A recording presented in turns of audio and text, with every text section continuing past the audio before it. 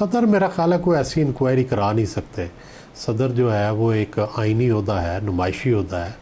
मेरा नहीं ख्याल कि वो सदर बाजवा से जनरल बाजवा के खिलाफ कोई ऐसी इंक्वायरी करा सकते हैं जो पुरअसर हो। नहीं सुहेल साहब, ये बात आपकी दुरुस्त है, सदर के पास एग्जीक्यूटिव पावर नहीं है।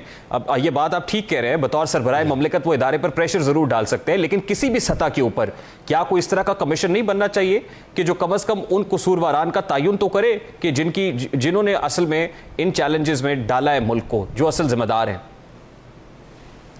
ये सही है, ये तो हर वक्त ऐसे कमीशन बनने चाहिए और उसके इसका नतीजा निकलना चाहिए कि कौन ज़िम्मेदार है और फिर ज़िम्मेदारों का तयन करके उनको सज़ा भी मिलनी चाहिए। लेकिन बदकिस्मती से पाकिस्तान में तो ना कारगिल कमीशन का कोई बना है, नतीजा निकला है, ना कोई इससे पहले मशरकी पाकिस्तान का जो था उसकी सज़ाएँ नहीं मिल सकी। तो बाकी तो छोटी चीज़ें हैं।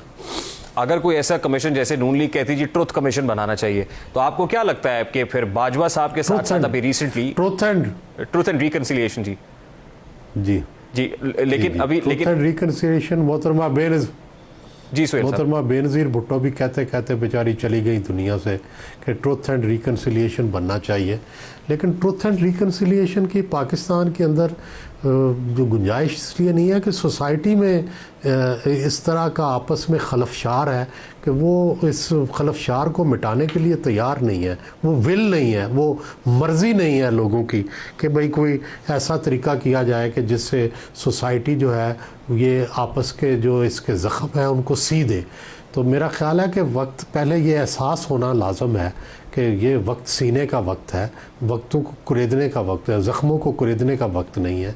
तो ये ज़ख्म जब सीने का मौका आता है तब रिकंसिलिएशन तब ट्रुथ एंड रिकंसिलिएशन कमीशन बनता है, तब जो है ज़ख्म सिए जाते हैं, तब सोसाइटियाँ इकट्ठी होती हैं।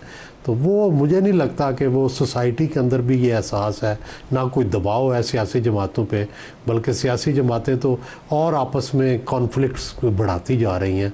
कॉन्फ्लिक्ट दूर करने की उनके अंदर सलाहियत नहीं है और कॉन्फ्लिक्ट्स को जो रिज़ॉल्व करने की जो कौमों के अंदर और मुल्कों के अंदर सलाहियत होती है वो हमारे अंदर नहीं है। ठीक, सो ये सब लास्टली एंड वेरी क्विकली, मतलब ये बात दुरुस्त है आपकी, ज़ख्म सीने का वक्त तो नहीं है, अभी तो ज़ख्म देने का वक्त है। हम देखते हैं कि रोज़ एक कैंपेन चलती है, ट्विटर के ऊपर ट्रेंड चलता है कि इमरान खान हमारी रेड लाइन और निकलो ज़बान पार की तरफ। क्या वाकई इमरान खान की गिरफ्तारी के हवाले से भी कोई खबरें हैं? मेरा ख्याल है कि वो इस तरह से तो गिरफ्तारी नहीं होगी कि इतने लोग बैठे हुए हैं और उसमें जाके गिरफ़्तार कर लें। कोई ज़ाहिर है टेक्निकल तरीके से ही करेंगे ताकि कोई नुकसान ना हो, क्योंकि इस तरह से तो कोई नुकसान हो सकता है। नुकसान से बचना चाहिए। हमारी सोसाइटी पहले ही बड़े सदमे जो है वो सह चुकी, हम मज़ीद सदमे सह नहीं सकते। और इमरान खान को भी गिरफ़्तार करना कोई इतना ज़रूरी नहीं है। इमरान खान की गिरफ़्तारी से इमरान खान को ही फ़ायदा होगा, हुकूमत को कोई इतना फ़ायदा नहीं। बहुत बहुत शुक्रिया सुहेल बड़ाइच साहब, सीनियर सहाफ़ी तज्ज़ियाकार हमारे साथ मौजूद थे। अभी एक ब्रेक लेंगे और ब्रेक के बाद जब वापस आएंगे तो एक सादा सा सवाल उठाएंगे कि हम कोई गुलाम है। ब्रेक के बाद वेलकम बैक। मुल्क हमारा है, फैसले भी हम करेंगे, बाहर से बैठकर कोई फैसला नहीं होगा। हमारे सियासतदान अमेरिका के पिट्ठू हैं, ये अमेरिकियों से मुलाकातें करते हैं, उनसे मदद की भीख मांगते हैं। हम खुददार कौम हैं। खुददारी तब आएगी जब डू मोर कहने वाले अमेरिका को एब्सोल्युटली नॉट कहेंगे। अमेरिका ने दुनिया भर में अपनी मर्जी की हुकूमतें बनवाई, 75 साल से पाकिस्तान को अपने इशारों पर नचा रहा है। ये हुकूमत पाकिस्तान की नहीं बल्कि इंपॉर्टेंट हुकूमत है। अमेरिका क्या समझता है खुद को, क्या हम गुलाम हैं? ये वो चंद जुमले हैं जिसने खान साहब को शोहरत की बुलंदी पर पहुंचा दिया। इन्हीं जुमलों ने मेड इन पाकिस्तान चे गुवेरा और नेल्सन मंडेला को जन्म दिया। पाकिस्तान की तूलो अर्ज में एक बार फिर इस तासुर ने तकवीयत पकड़ी है। जो करा रहा है अमेरिका करा रहा है। फिर हमने देखा कि खान साहब ने बजाय यू टर्न के रिवर्स गियर लगा दिया और अमेरिका मुखालिफ तमाम बयानिए से पीछे हटना शुरू किया। अब सिरकते सिरकते ये खाक वहीं पहुंच रही है जहां का खमीर था। खबर के मुताबिक पाकिस्तानी नेल्सन मंडेला फवाद चौधरी की अमरीकी सफीर से मुलाकात हुई और मुलाकात में पीटीआई रहनुमा ने हुकूमत के सियासी मुखालिफिन के खिलाफ मुकदमात पर खदशात से आगाह किया है। मुलाकात के बाद अपनी ट्वीट में फवाद चौधरी ने कहा कि अमरीकी सफीर और आला हुक्काम से मुलाकात में पाकिस्तान में इंसानी हुकूक की बिगड़ती हुई सूरत हाल पर खुसूसी मैंने अमरीकी हुक्काम को पीडीएम हुकूमत की तरफ से सियासी मुखालिफिन के खिलाफ इंसदाद दहशतगर्दी और तौहीन मजहब के कवानीन के गलत इस्तेमाल पर पीटीआई के खदशात से आगाह किया है। इस तरह की मुलाकातें बराबरी और लोगों की भलाई पर मबनी ताल्लुकात की बाहमी ख्वाहिश का हिस्सा है। ये पाकिस्तान तहरीक इंसाफ की जानिब से अमरीकी सफीर से कोई एक मुलाकात नहीं है, बल्कि पिछले से इन मुलाकातों का सिलसिला जारी है। इन मुलाकातों का फवाद चौधरी खुद भी एतराफ़ कर चुके हैं। मुलाकातों का एतराफ़ फवाद चौधरी कर रहे हैं, लेकिन हम सवाल यह है कि इन मुलाकातों का मकसद क्या है? क्या आप पाकिस्तान के इदारों पर अपनी अदलिया पर एतमाद नहीं है? जो आप अमेरिका के सामने जाकर अपने मुल्क की शिकायतें लगा रहे हैं, उनसे मदद की भीख मांग रहे हैं, क्या ये पाकिस्तान बतौर रियासत हमारी तौहीन नहीं है? बकौल आपके अमेरिका पाकिस्तान का दुश्मन है, पाकिस्तान के फैसले करता है, अपनी मर्जी की हुकूमतें बनवाता है। अब कहाँ है वो खुददारी, कहाँ है वो कौमी गैरत, कौमी हमीयत? क्या ये रियासत पाकिस्तान के खिलाफ साजिश नहीं है? अब आप इतने आराम से बैठ कर कह देते हैं कि अमेरिका ने साजिश नहीं की थी, वो तो हमारे अपने थे, तो क्या अब अमेरिका वाले हमारे अपने हो गए हैं? अब तहरीक इंसाफ की जानिब से ये मौक़िफ़ अपनाया जा रहा है कि किसी भी पार्लियामेंटेरियन या सियासी रहनुमा का किसी भी सफ़ीर से मुलाकात करना नॉर्मल बात है।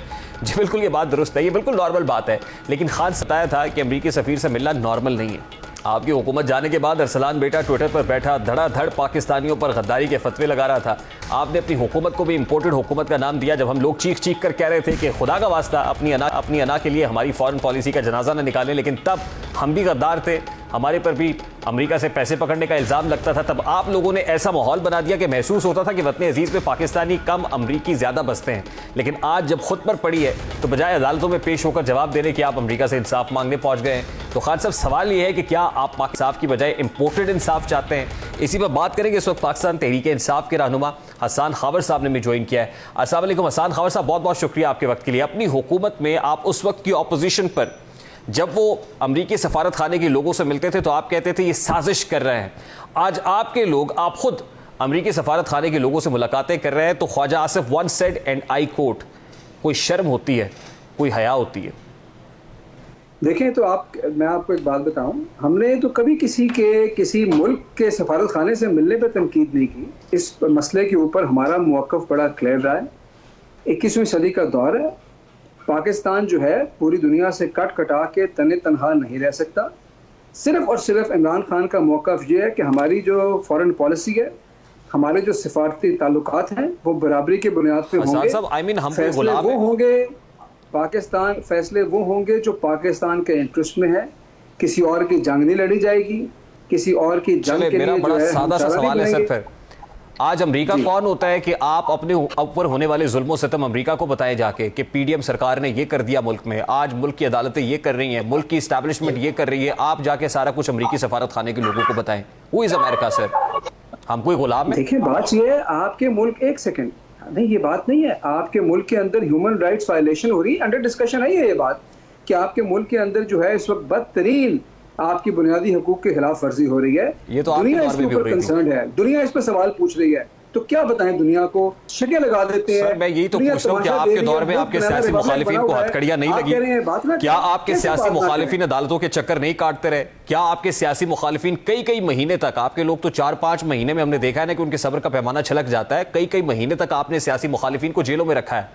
क्या उस वक्त जब अमरीकी सफारत खाने के लोगों से मिल रहे थे वो जस्टिफाइड था? आज आप तनकीद करें उस वक्त जस्टिफाइड था? फिर आप करप्शन के केसेस को मिला रहे हैं इस चीज से कि 4 मुजाहिरीन बाहर आए और आप उन पे दहशतगर्दी की शिकन लगा दें। सर, तोशाखाना केस क्या है? कंपैरिजन बनता है? आप मुझे बताएं। YouTube पर गुगली टीवी देखने के लिए youtube.com की सर्च बार में गुगली टीवी टाइप करें। गुगली टीवी के पेज पर सुर्ख रंग के सब्सक्रिप्शन वाले बटन पर क्लिक करना ना भूलिए। YouTube पर अपलोड होने वाली वीडियो से बाखबर रहने के लिए बेल आइकॉन पर क्लिक कीजिए। आपको हर नई आने वाली वीडियो के बारे में नोटिफिकेशन मौसूल हो जाएगा।